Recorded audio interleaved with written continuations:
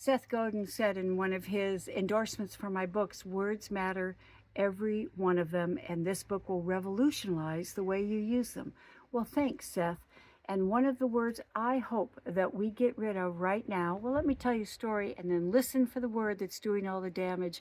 Listen for the word that is the most dangerous word in any relationship. I was renting a car and a woman came up next to me and she said to the employee, I've reserved a Ford minivan. And they looked up a record, said, oh, yes, we have your reservation right here, but we don't have any Ford minivans left.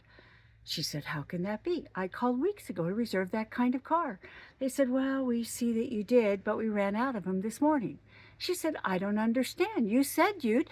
And he said, I know, we have a new employee on this morning, and back and forth they went. In fact, when I left, they were still arguing, and it was because the employee kept using a word, and it is the most conflict-creating word in the English language. Guess what it is?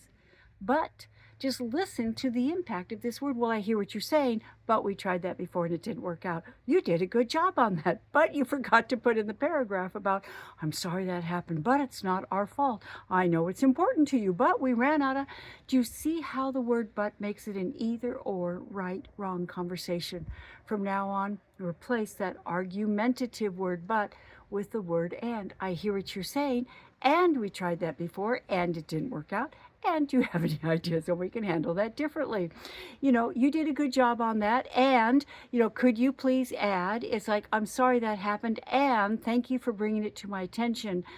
We live in a cancel culture. If you get rid of that word but, which is the creator of most of our cancel culture, and replace it with and, now you'll be on the same side instead of side against side, because you're advancing conversations instead of anchoring them in a but argument.